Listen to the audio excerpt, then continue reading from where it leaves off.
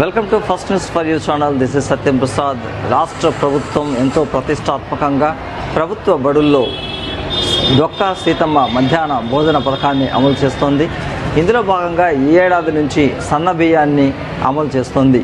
ఈ సన్న బియ్యం ఎంతో రుచికరమైన ఆహారమని విద్యార్థులు, తల్లిదండ్రులు, ఉపాధ్యాయులు కూడా తెలియజేస్తున్నారు.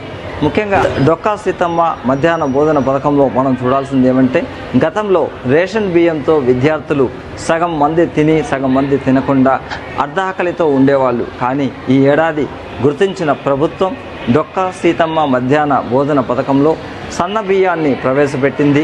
ఇది ఎంతో రుచికరమైన భోజనం కావడంతో విద్యార్థులు 100% కూడా మధ్యాహ్న భోజనాన్ని తింటూ ఎంతో రుచికరంగా ఆస్వాదిస్తున్నారు.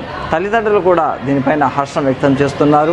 ఇదే నేపథ్యంలో మధ్యాహ్న భోజన పథకం మెనూలో కూడా కొంతవరకు స్వల్ప మార్పులు తీసుకుని వచ్చి పోషక ఆహార పదార్థాలను కూడా అందులో ఇంప్లిమెంట్ చేయడం జరిగింది. ఇది ప్రభుత్వ బడుల్లో ఒక వరమని చెప్పొచ్చు. విద్యార్థులు ఎంతగానో ఈ మధ్యాహ్న భోజనాన్ని రుచికరంగా ఆస్వాదిస్తున్నారు. దీంతోపాటు ప్రైవేటు పాఠశాలల నుంచి ప్రభుత్వ పాఠశాలల వైపు రావడానికి తల్లిదండ్రులు కూడా ఎంతగానో మొగ్గు చూపుతున్నారు. ప్రభుత్వ పాఠశాలల్లో ఇప్పటికే విద్యార్థుల శాతం కూడా మరింతగా గణనీయంగా పెరిగిందని కూడా చెప్పొచ్చు.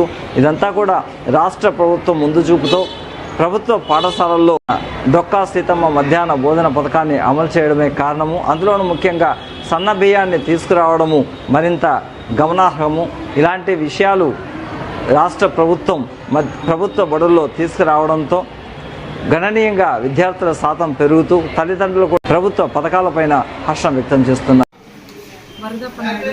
మాట్లాడుతున్నాను. డొక్కా సీతమ్మ మధ్యాహ్న భోజనం పథకం కింద సన్న బియ్యం గవర్నమెంట్ వారు సప్లై చేయడం జరిగింది. ఇందులో భాగంగా పిల్లలు బాగా సన్న బియ్యం వల్ల పిల్లలు ఆహారం రుచికరంగా ఉండడం వల్ల బాగా తింటున్నారు. ముందు రేషన్ బియ్యం వల్ల ముద్దగా ఉండడం వల్ల సరిగా తినకుండా అంతా వేస్ట్ చేస్తున్నారు. ఇప్పుడు సన్న బియ్యం వల్ల అందరూ బాగా యూటిలైజ్ చేసుకొని బాగా తింటున్నారు. మిడ్ డే మీల్స్ వల్ల స్టూడెంట్స్ చేరడం బాగా జరిగింది, ఎక్కువగా చేరుతున్నారు. ఇది హర్షణీయం.